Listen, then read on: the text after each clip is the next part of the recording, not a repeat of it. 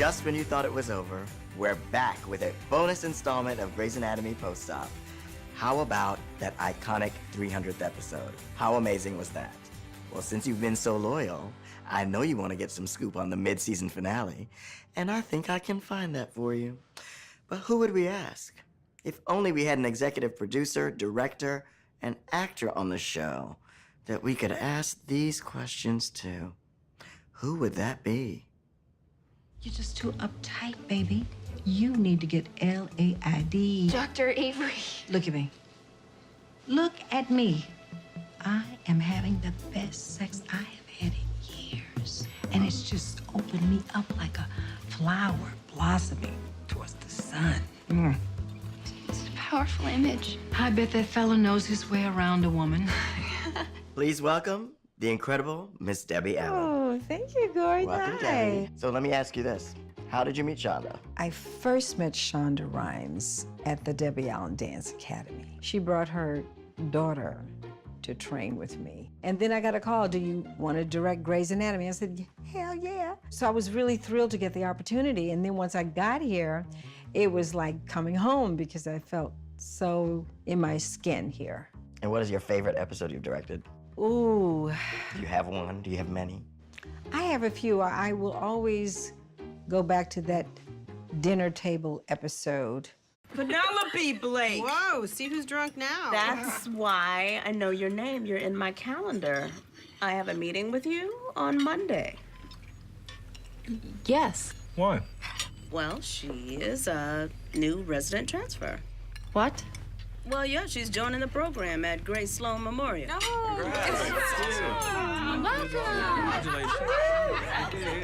Perfect. Are you kidding? Is she kidding? I rematched to Grace Sloan Memorial. Where were you working before? The place that closed? It was a smaller suburban center out by the Sound. She was at Dillard. Dillard Medical Center. Dillard, isn't that, That's where Derek died.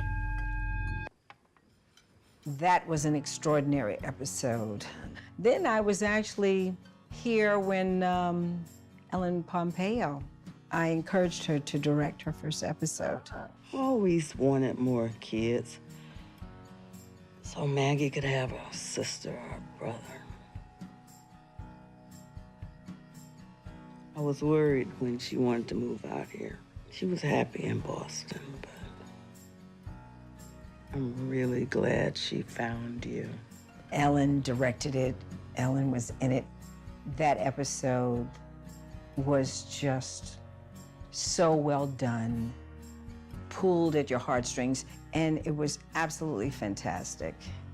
So it's wonderful having actors that become directors because they speak the language of actors, which is often the part that is most missed in a lot of new directors. They may understand cinematic language, but if they don't understand the language of the actor, they will not be as successful. So how was it directing the monumental 300th episode of Grey's Anatomy? Oh my God. Great job, by the way. Thank you so much. Directing episode 300, first of all, it was epic that we had a 300th episode. And it was like being a Hubble telescope, looking forward and back in time. It's Izzy. What? You always ask about Izzy, what she was like. Well, that girl right there, that's what Izzy was like. Seriously? Please don't say that word. It just said a lot about the progress, not just of the show, but where the actors have come from and where they are now. Leaves us something good to look forward to. A lot to look forward to, honey. The end of this season is going to be amazing. So in season 8, we got introduced to Catherine Avery. Shonda Rhimes said to me, you know, Debbie, we think we want you to be in the show. And I said, oh, okay. And that sounded good, but I wasn't sure that that was really going to happen. And then she said, well, get ready because you're on. We're going to find out what you know about the penis. I'm like, huh?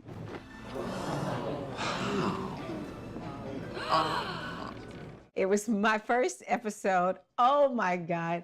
Ladies and gentlemen, I'd like to invite a few very lucky residents to scrub in on this country's first penis transplant. It couldn't have been more glorious to establish me as Jackson's mom, which I love him. I really feel like his mom. And then Richard Weber, Mr. Jim Pickens, was like, what? Debbie Allen's coming on the show, and what? We don't have something? What are we doing? And we're a very happily married, older, young couple.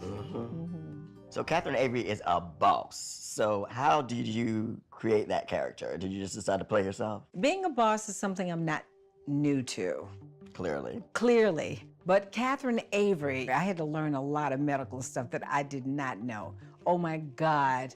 The first time I went in to do a surgery, it was like choreography, but it was with, needles and with scissors and things, and you're talking about anastomosing and, harvesting veins and talking, medical things.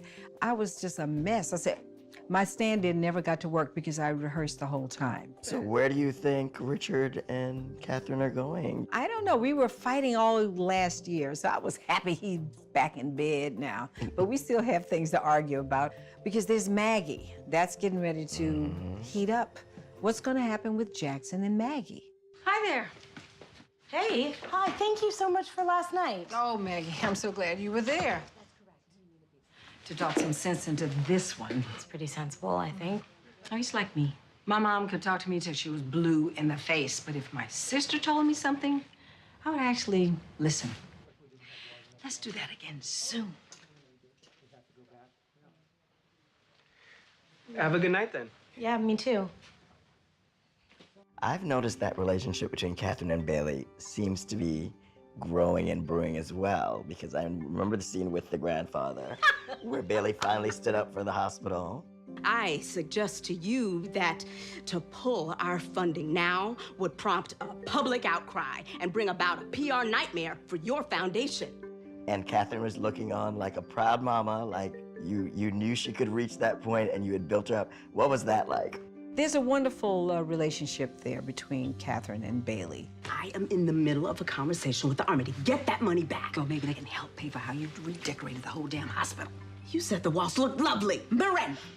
She sees something in Bailey. Maybe she sees another boss. She sees a boss. boss. Recognizes boss. Yeah, oh, Bailey's definitely a boss. So season 12, you became executive producer of the show. And each producer has a different role, and you pick directors. Shonda picked me for this job. I really had no idea when I walked into her office the day she asked me to do this, that that's what she had in mind. So I was excited. It didn't take me long to answer her. I think I answered her within 2 hours. I'm always looking for the next very creative person, and I certainly have a wide open door to women and people of diverse cultures. And I'm also very interested in, the young directors. What is one of your favorite episodes as a fan? The season finale last year, where after the explosion and then Jerica almost died saving a child's life, and Ellen, had to tell Nathan that the love of his life was still alive. Just as they had come together as a couple, that it was just starting to work.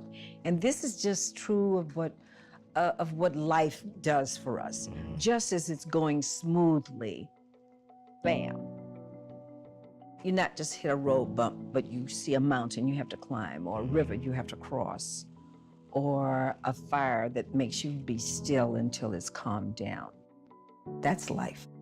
I'm so sad we have to say goodbye to you right now. But thank you so much for fitting us into your schedule and interviewing with us. My pleasure. We learned so much. And thank you guys for joining us for this bonus episode of Grey's Anatomy Post-Op. I'm gonna miss you, but you can get previous installments on abc.com. And I'm gonna have Miss Allen take us away. Well, all right, keep watching and you will see a sneak peek of Grey's Anatomy's mid-season finale.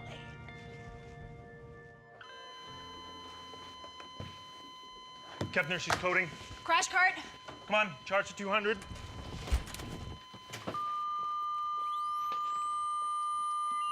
Wait, Owen. Go, you go, go. Look, why is everybody dying?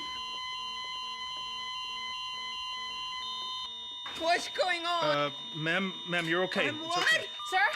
Clear. Wait! Oh, I'm so sorry.